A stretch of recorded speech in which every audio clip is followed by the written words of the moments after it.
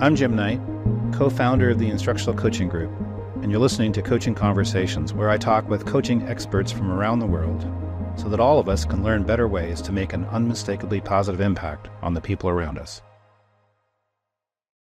So, Dr. Hargreaves, I'm so thrilled to have this conversation. I've gone through your book and I love it. And in fact, you've really inspired me. I'm rewriting the book Instructional Coaching, and I'm going to make the first chapter similar to yours, and we're going to explore it further and what I'm going to try to do based on having read yours. But I Oh, love it. It's compelling like a narrative, and yet it's provocative intellectually. It's not just a story. Not that stories couldn't be provocative intellectually, but it's just a great combination of evidence and narrative. So I've loved it, and I'm so grateful for our conversations. I loved every conversation we've ever had. I wanted to tell you something you probably don't know. Well, I'm sure you don't know. I don't know if anybody else knows it, but we'll all know it now. Um, I came to university a little later than you in my life. I was in my mid 20s when I went back to do my undergraduate degree, like 25, 26. Then I went to Toronto and I was going to do a doctorate in English literature. I passed my comps and everything in English literature. And then I switched to education and ended up going to the University of Kansas to do my doctorate.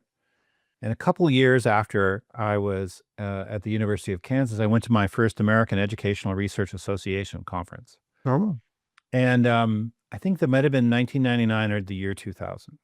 yeah. And one of the first presentations I saw was you. I have no clue what you talked about. I can't remember. I can't remember much. I can't remember the names of Yeah. family members sometimes, so it's hard. But what I do remember is you communicated with such credibility, and there's just no better word for it. This is, sometimes is a pejorative term, but charm.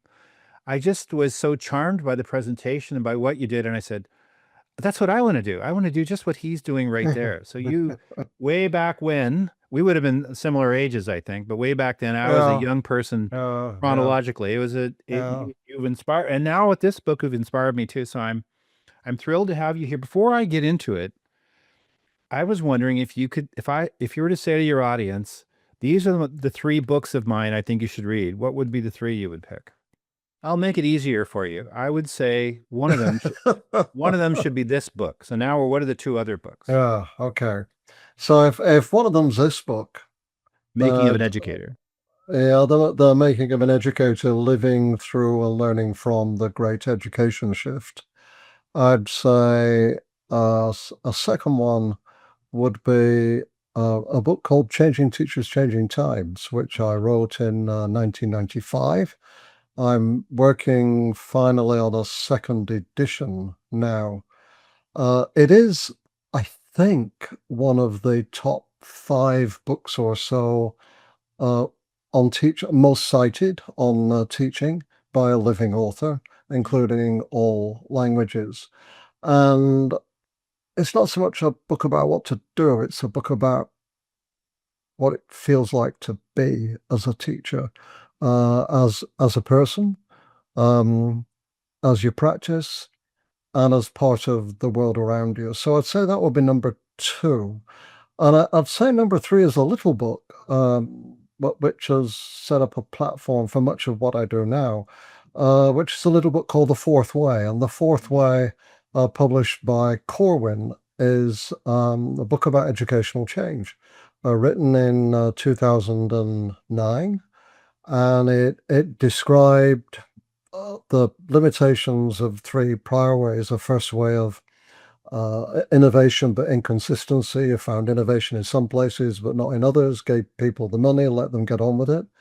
The second way came in sort of from the late 80s, which was about competition and standardization, and may or may not have raised standards but demoralized the teaching profession. The third way, Bill Clinton, Tony Blair in the UK, was a bit of the market, bit of the state, bit of prescription, bit of opportunity and development, but probably too much emphasis on data and technology as the answer.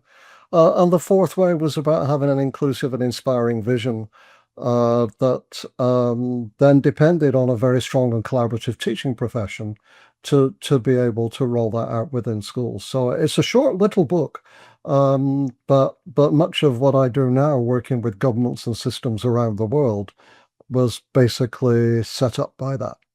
Yeah, that's great, and that's one of the things you talk about is the third way and how that evolves in your growth and in your learning.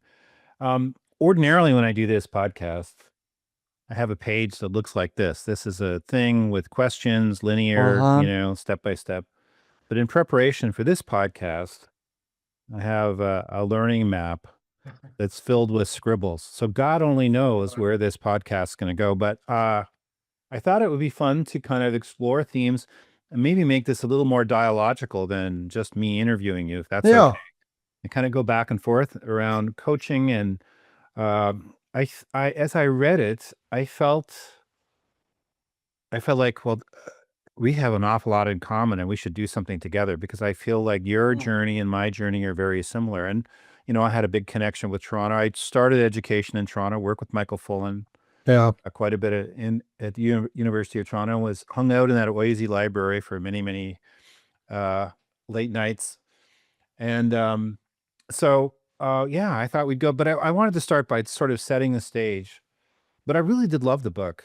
I don't yeah. think there's Thank really you. one like it. I mean, you say and Passy says the same thing. This is not a biography and it's not a No, no, intellectual no, history. It's some kind of no. combination. So tell me why you wrote the book first, and then I've got a couple other sort of introductory kind of questions.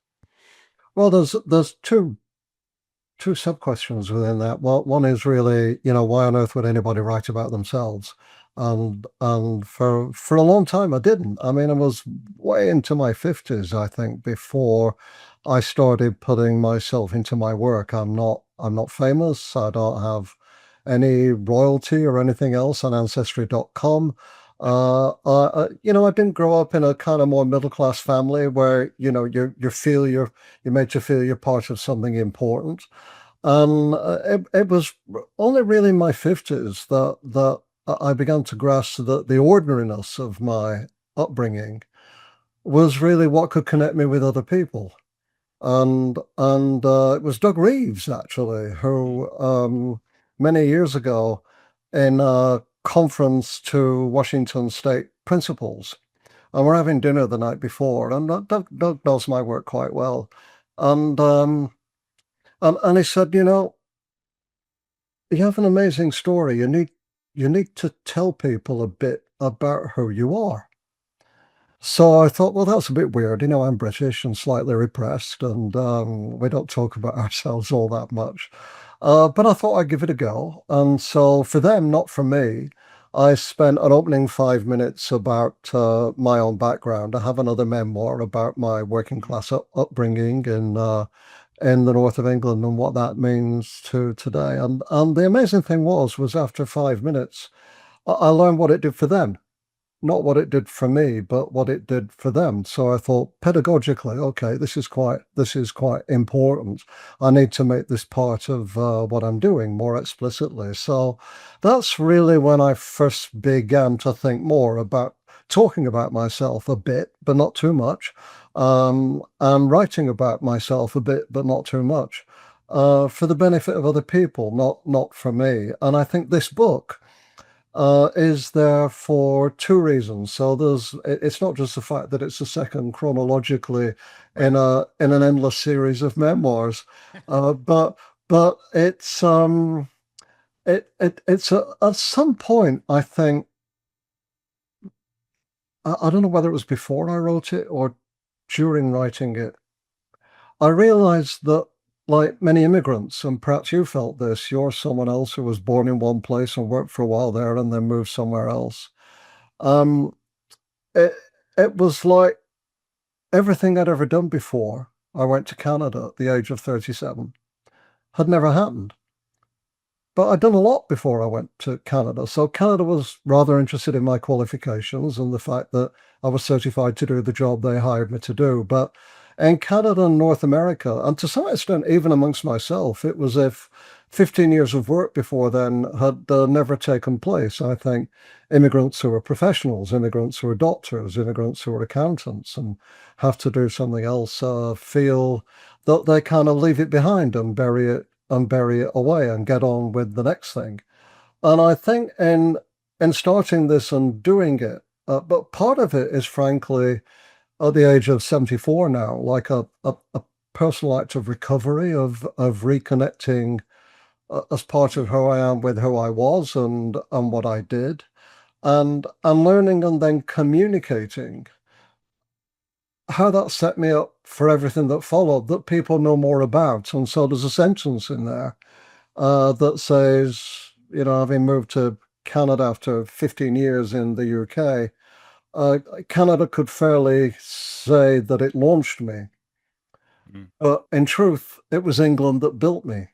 mm. And so in a way, some of psychiatrically what's behind that book is acknowledging what and who it was uh, that built the thing that people to climb into fly with me in all the years since I've been in North America.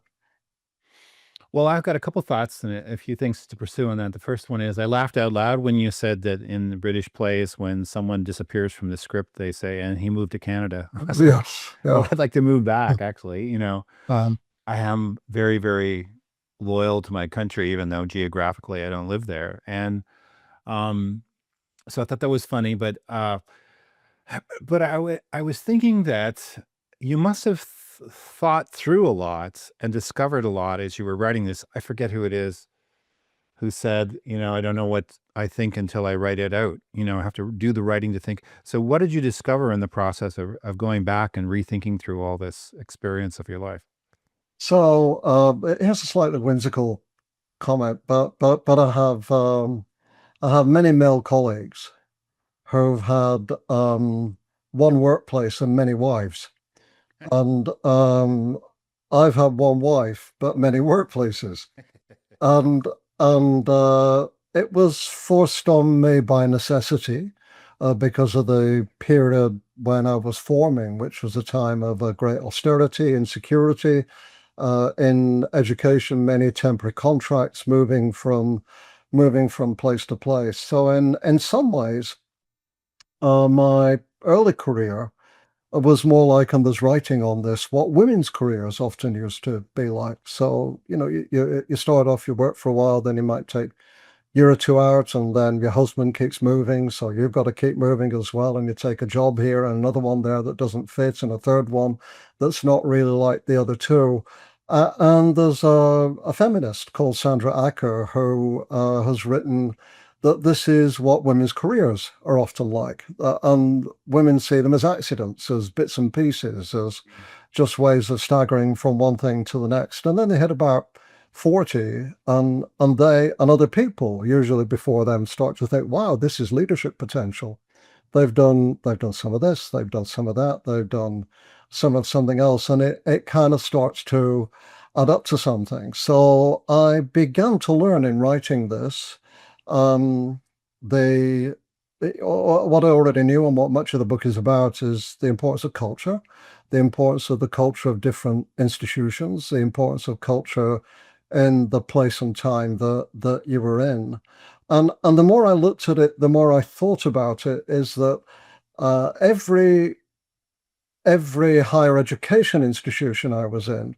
So in the UK, there were one, two, three, four. So three out of the four gave me in quite different ways remarkable opportunities for collaboration. I've written a lot about collaboration, but in writing this, I realized I'd learned a lot about collaboration, just the practice as a result of where I'd been and who I'd with. And that this is in many ways still in my field um, at the level of higher education, rather unusual. Academic life is still mainly a solitary pursuit. If academics write collaboratively, they tend to write with their graduate students, not with each other. I should say that trends continue. I worked closely with Michael Fullen and a whole range of other people when I moved to Boise, and the same is true at Boston College when I moved there. So I think that's one of the big things that I really learned is that I was gifted these things, and they formed a very important part of what I've become professionally and in how I conduct my work with other people. Yeah, one more thing about this idea of being British or Canadian. We're kind of almost British or Canadian. We're not quite. We're somewhere in between the US and Britain, but still there is that reserve, you know.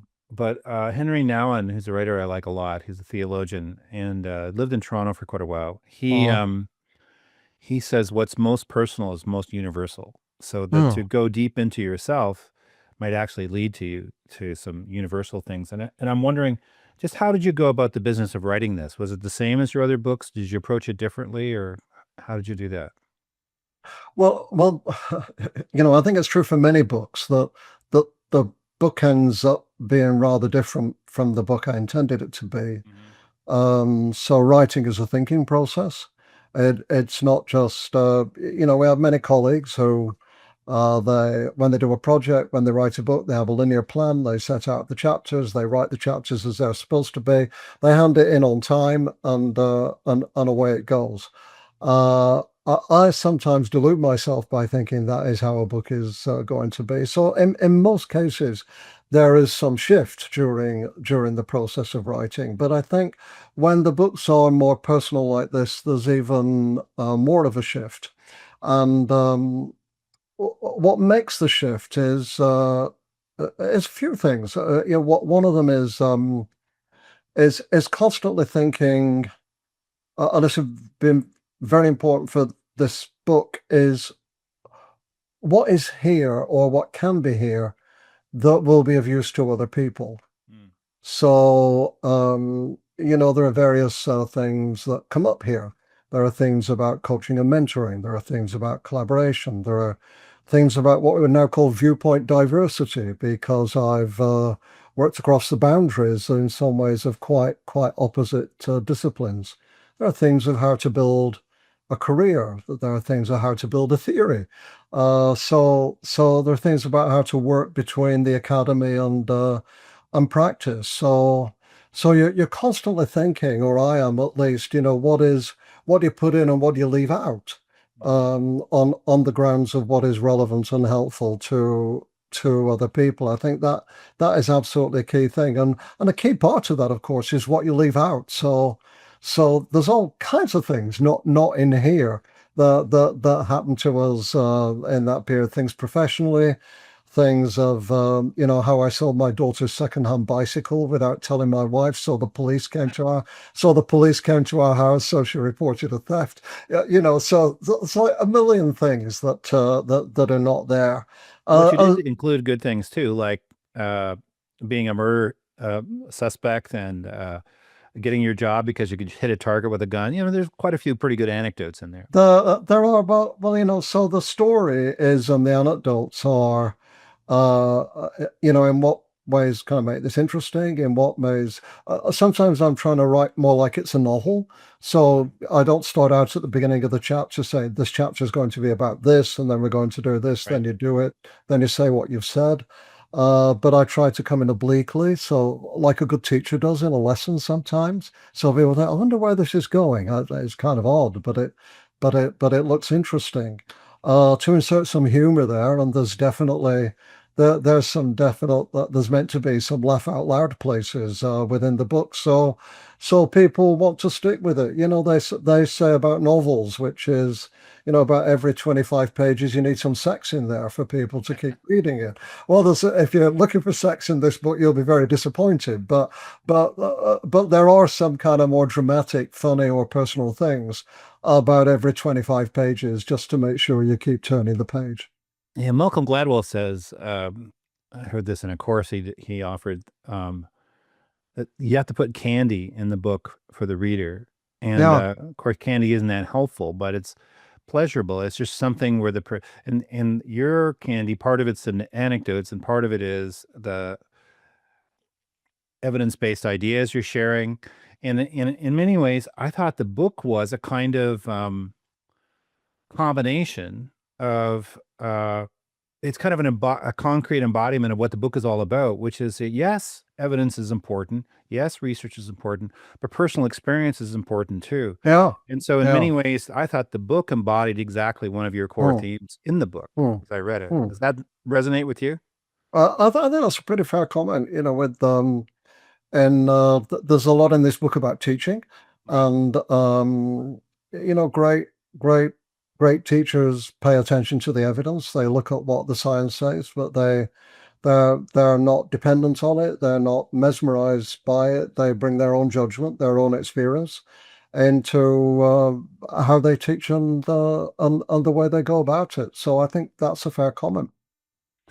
Well, so this is where I wanted to share one idea. I have as one of the themes experience versus evidence, or experience and evidence is probably a better way to put it. And for us, our approach, I need a word. It's not that we're agnostic, but something like non-denominational doesn't get it either. But we're not ideologically tied to a particular way of teaching.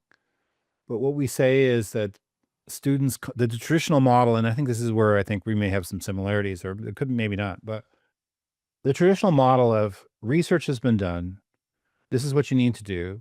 We're going to come in, we're going to teach you how to do it, and then you do it. And then when you don't do it, we'll build in some accountability measures to make sure you do it. I can do walkthroughs to make sure you've got the success Yeah, criteria posted. We just found in our work that that didn't work, that people don't sustain the use. People come and go. I forget your term you had, and I should have it at the front of my mind, but like I said, I'm pretty forgetful. But it's like a habit of practice. The teachers develop those habits uh, of practice, and that didn't lead to them creating those habits of practice. And so our whole approach with coaching is to flip it. We say, let's start with the kids. What's the change you want to see with students? And identify an engagement goal or an achievement goal. And then we say, okay, now that you have a goal, now we'll partner with you and we'll share our research, and you can mm, help you co-construct your pathway because you're gonna have to follow it anyway. So it has to be your pathway. So we found that flipping the whole model of professional, and you talked about this to some extent, yeah, flipping the whole model makes way more sense. Starting with the strategy and trying to compel the teachers to do it isn't nearly as effective as what's the big change you want to see in your kids, and now how can research help you do it? So I'm yeah. wondering what you think about that. I have kind of an inkling because of having read the book, but I wonder what your thoughts are. Well, the evidence people, there's a lot of them. They work on averages Right. or effect sizes. What in most cases, most of the time with most people, has the biggest effect. And then some people turn those into mandates and prescriptions in the way Right. that you've described. Um, but I think without being oblivious to that, teachers and students are often dealing with a case of one. And there is a strange moment in this book where I talk about African tick bite fever. Mhm. So I'm just getting over an infection, Mm. and I've been to the doctors, and the doctor will say, "Well, there's a 90% chance in this, there's a 20% chance in that," and sometimes they want to rule out what they'll do with you based on the number of 10%. Mm. But 10%, there's still a 1 in 10 chance you'll still have whatever it is. So at that moment, I say, let me tell you about the moment I had African tick bite fever. So I went to my doctor and I said, it was the walking clinic in Boston. Doctor, I think I have African tick bite fever. And he looked a little skeptical and probably thought I was a raving hypochondriac, which by the way I also am, but I'm high functioning. And hey, so he said, "Well, what makes you think that?" And I said, "Well, I've just been in Africa, so I know where I've been. Um, I've been a tick bite fever is endemic to the area, and and there's a mark on my body because I know my body in a place where I don't normally have it, and I know the internet." And so then we started to have a very good conversation. So got on the line to tropical medicine, talked to tropical medicine, and he said, "Yeah," he said, "you have African tick bite fever," and he said, "Here's the astonishing thing: even when you've been bitten by a tick, your chances of contracting African tick bite fever, which in my case was life-threatening." If they haven't picked it up in time, or 1 in 2 million. Mm. So I'm not really concerned about the averages for African tip bite fever. Right. I'm concerned whether I have it or not. But you also need the opinion of other colleagues. you need to take the learner into account, or the patient in this case, and you need to look at what the evidence says about African tick-bite fever. But you begin from the standpoint of the patient, not from the standpoint of the average. And I think the same is true within a classroom or any other domain in education.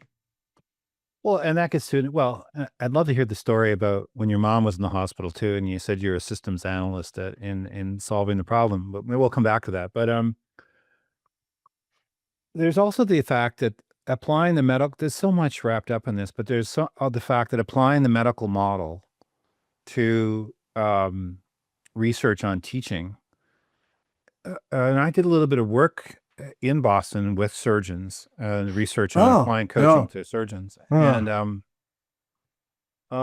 they have two parts to their job. One part of the job is how do you hold the scalpel while you do the job, the technical yeah, aspects. Another yeah. part is the human aspects. Mm, And in fact, when they were choosing to be coaching, almost all of them chose the human aspects, yeah. not the technical parts. But the point is that I don't think the medical model always applies. I think the research is important. I like John Hattie's meta-analysis. People have had some criticisms, but I think it highlights some key things. I like Brian Goodwin's work in the new classroom instruction that works. But I also feel like each situation is individualized and unique Uh, with the particular person. We use this phrase that I got from a guy named Eric Louis, but in teaching, it's not one size fits all. It's one size fits one. yeah, But the thing yeah. I wanted to say is that the research that applies the medical model, assuming that it's an equation, we've done this study and this is going to work. That works if what you're studying is, did this pill help your blood pressure go down? You can just Hmm. measure the blood pressure. It's a technical thing. It's right or wrong. It's really easy to see. But if what you're doing is you're trying to help three neurodiverse students not disrupt the class and get the most out of their learning opportunity in a class that also has kids who are just learning English, you know, the classroom is an incredibly complex place, and it's not Mm, just we did this and therefore the thing changes. You have to deal with the individual situation. So another theme I saw in the book was the idea that research is important, but we have to combine research with the context of the classroom and the individual needs of the learning. You have a broader perspective on research. mm, And the other part of this is, I don't know if this is dialogical, it's looking monological right now, but the other part of it is that the conversations about evidence-based practices end up being ideological. Like you're a bad person if you don't think exactly the same way I do. exactly. And Yeah, that really doesn't exactly. help either, you know. So No, anyways, a lot of no. ideas rambling around that you stirred up in me.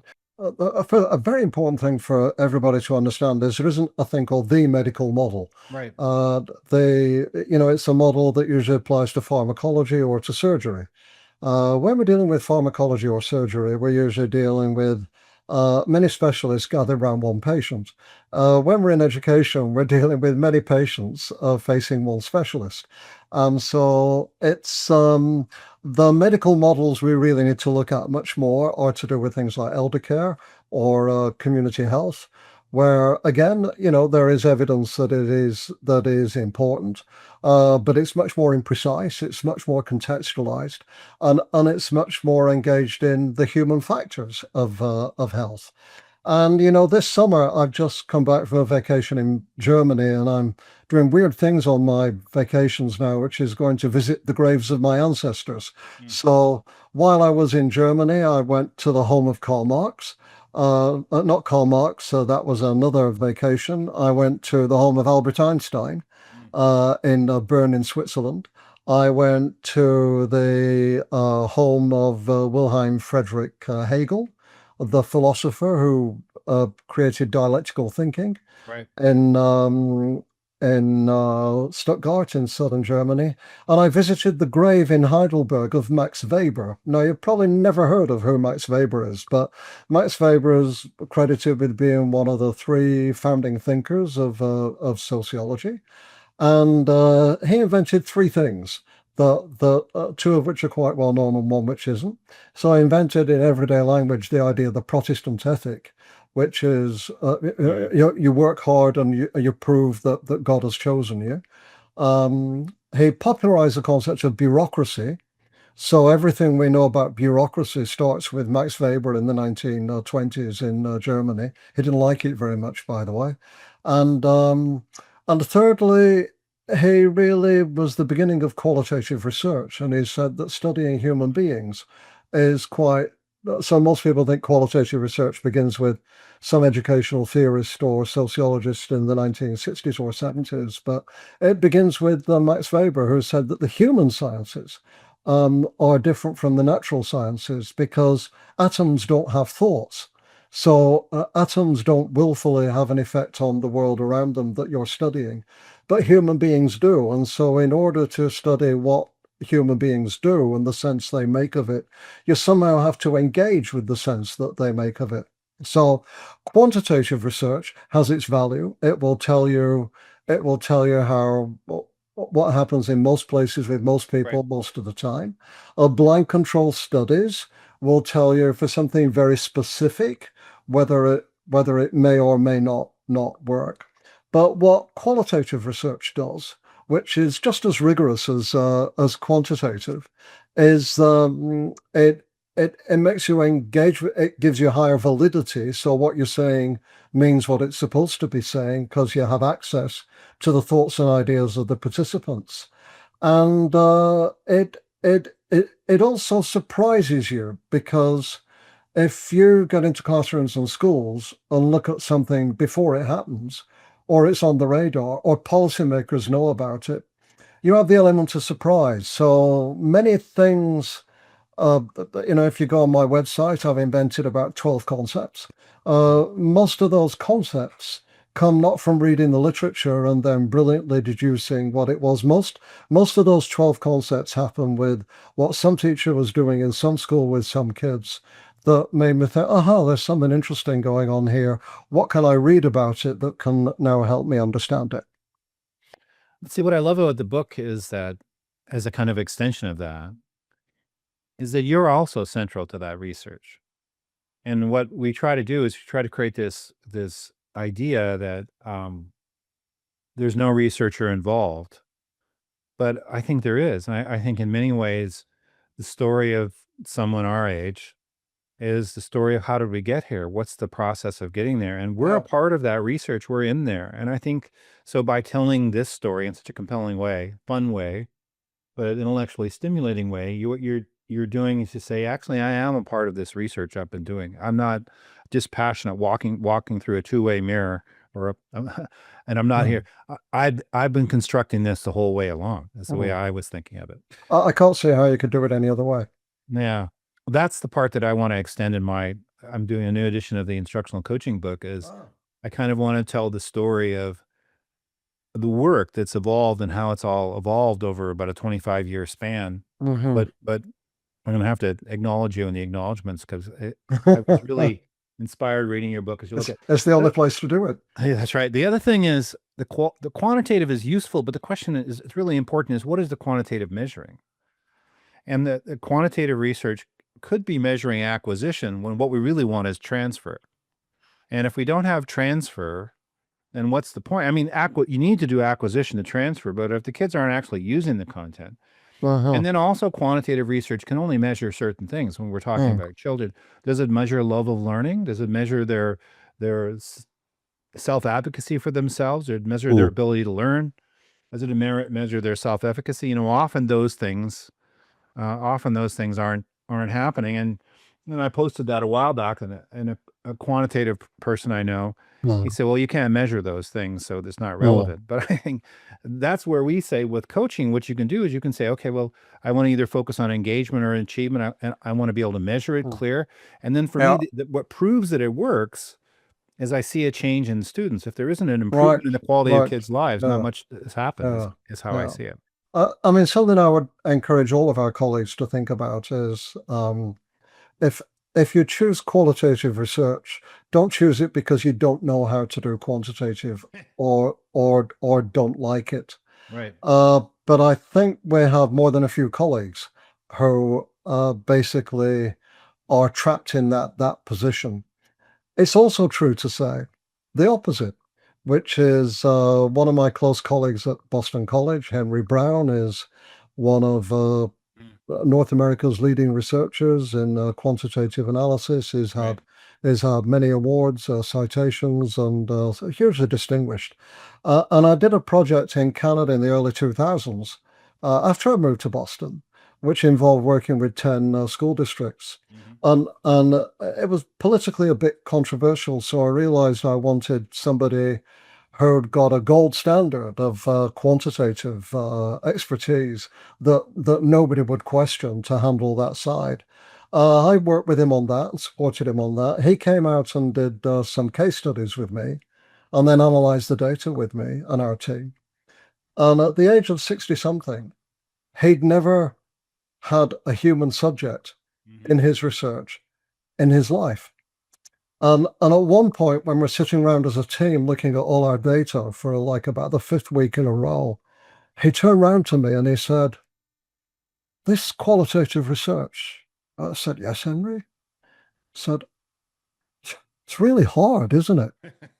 And I said, "That's right, Henry. That's right." And so I think quantitative, qualitative, if we can learn to, and this is a theme of the book, a lot of the theme is about stepping into each other's shoes a bit, theory, practice, Right. left of center, right of center, quantitative, qualitative. And it is working harder to do that and to build bridges between differences rather than use them to divide us. Yeah. You talk about validity, but we talk about local validity. And for us, local validity is, do we have a measurable change Yeah. in the either in the well-being or the achievement of students? And part of what we do in helping coaches develop their skills is to help them be able to gather data, Mm. either qualitative or quantitative, but Yeah. data that establishes a finish Right. line where we can Right. see if it's working or not. Yeah. So Yeah. for us, local validity, yes, it's great to have research that's valid, and as you make the case in the book that qualitative is probably going to be more valid than Uh-huh. quantitative, but quantitative is going to be more reliable. Mm. Those things are important. With us, reliability is a little bit different for us too, because reliability means that the coach and the teacher had the same understanding of what's Right. there. Yeah. That's how we see it. Yeah.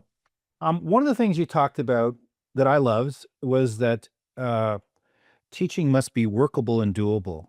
And I'm wondering if you want to say anything about that.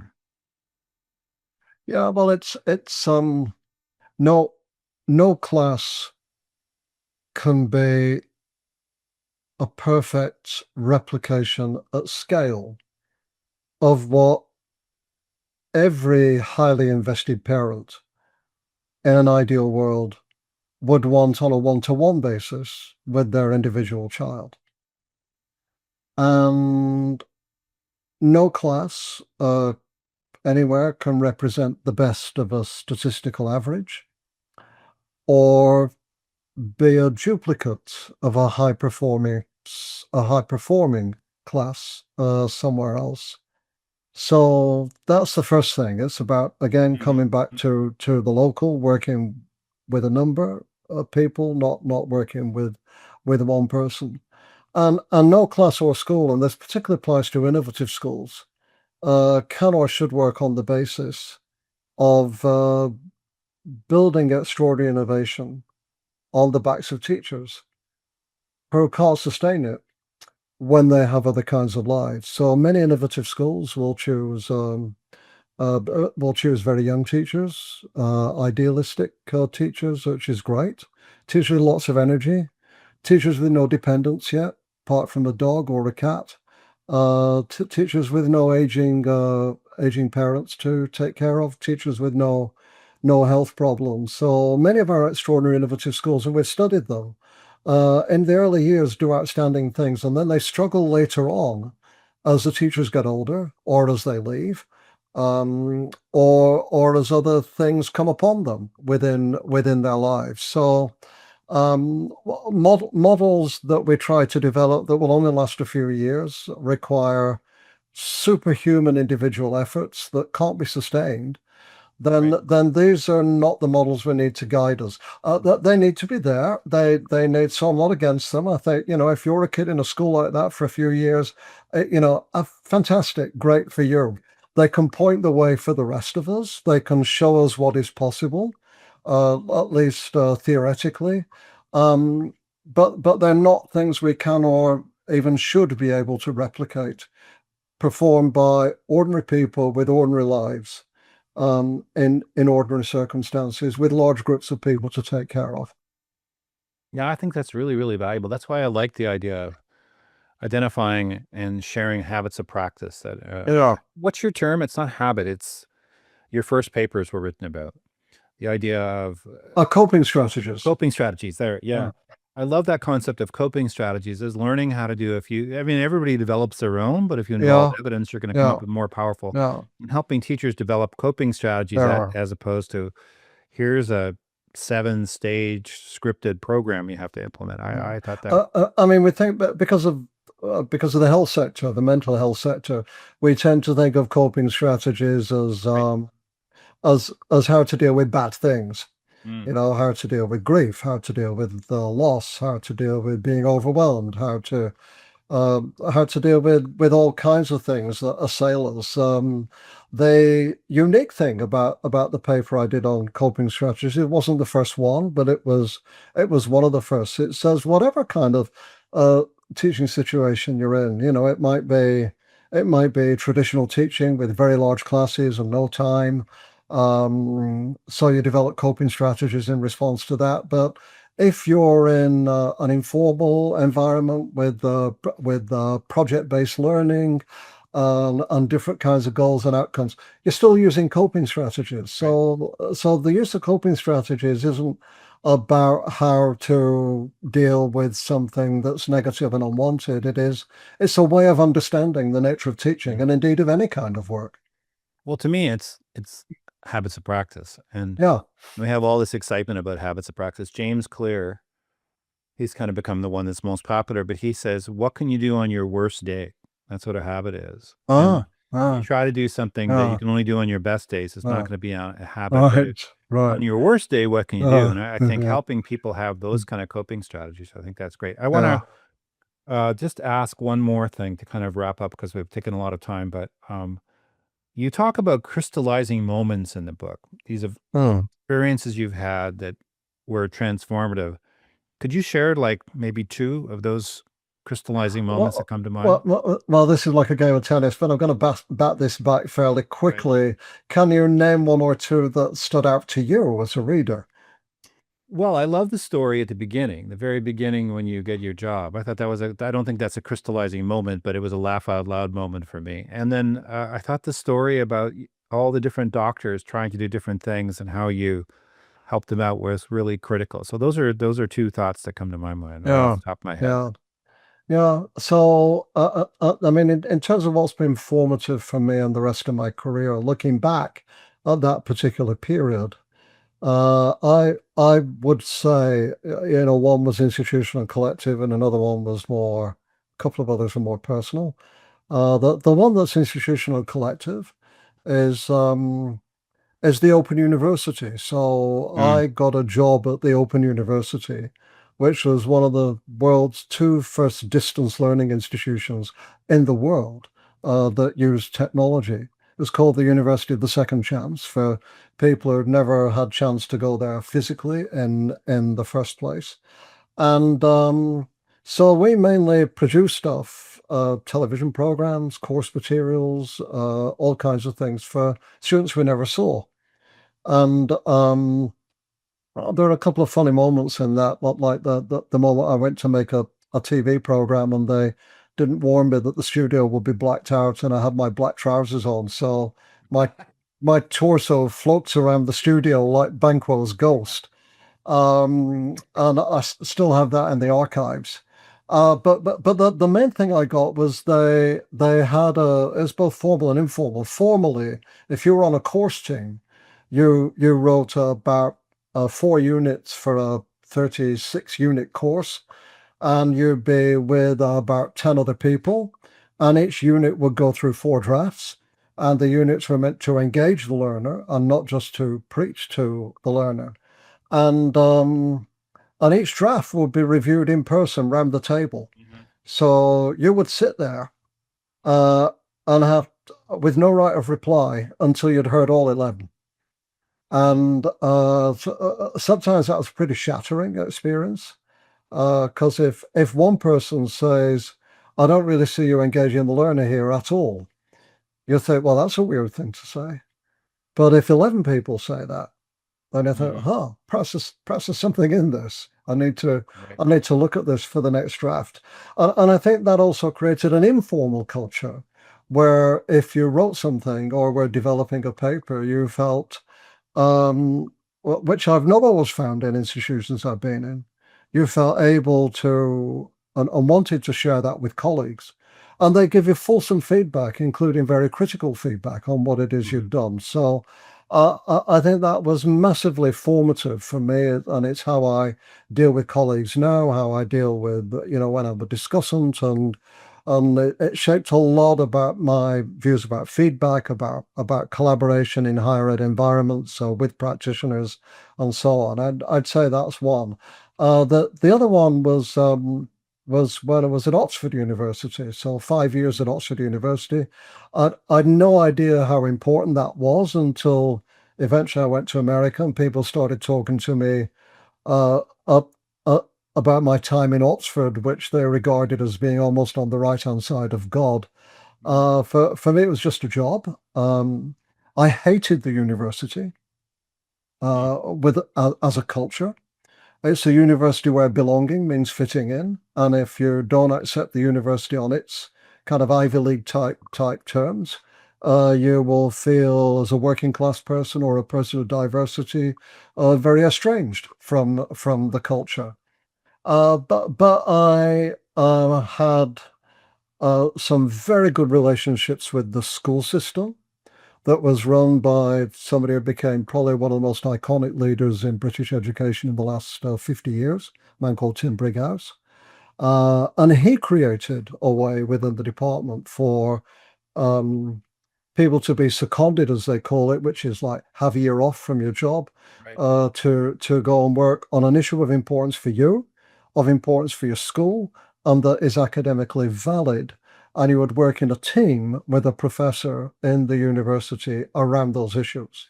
And I wrote a book with five of those people around their, not my issues, but around their issues. And so that was really formative for me about beginning in my late 20s, early 30s to see teachers not as people in my classes, and nor as subjects for my research, but but as equal partners Right. in the world of education. Yeah. Well, it seems to me some of those crystallizing moments are about you developing your identity as a researcher, kind of validating, moving through difficult times, like Mm, your presentation that was an hour and a half long. As I read many of your things, I was coming up with my own little story along the way. And I was thinking if I was a young person just starting out as a thinker in education, this would be really helpful to see that it's something that builds over time, where you end up in 20 years and where you are when you start out. Getting your first paper published is a pretty exciting moment. It yeah, was your first it paper. is. Yeah. But now you look back and go, I've come a long way through the whole process. And I thought that you talked well about how people validated you as you made your process, Mm, your way through and mm. experience like moments when you weren't sure how the presentation went and it went well. So it was such a delightful book to read. It's filled with candy, but it's candy that makes you think. Mhm. So I'm very grateful for it. Any last thoughts that you want to share about the book before we wrap up? No, I mean, except that I hope people enjoy reading it. Um, I hope it'll help people in education bridge the generations. That it will help senior scholars to have a bit more humility and perhaps self-deprecation Yeah. about what they were like in their earlier years. So it's Mhm. easier for younger up and coming scholars to identify with them and to be a bit more considerate about the lives that people have when they're going for promotion and tenure amid everything else that's going on financially, personally, and so on. And that in reverse, um, there is a song I quote from Mike and the Mechanics in the 1980s, The Living Years, which always makes me cry because it's about somebody losing their father, and my father had died when I was 12. And it has a line in saying, every generation blames the one before. Mhm. And that there's perhaps almost an unavoidable tendency for, any generation to want to kill off intellectually the generation that preceded it or ignore it.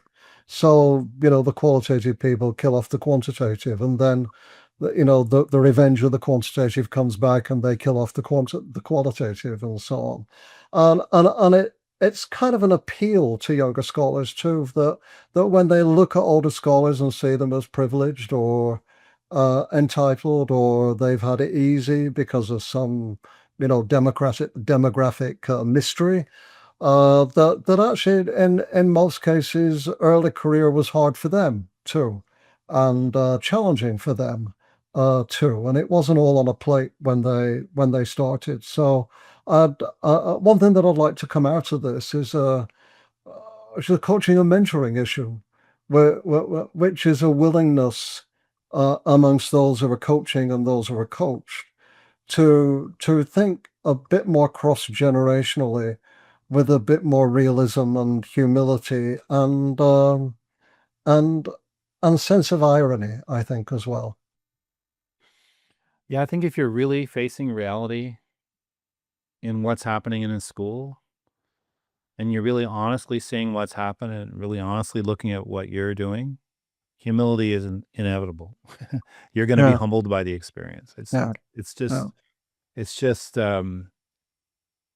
such a challenging and meaningful and beautiful and tough thing. So it's great.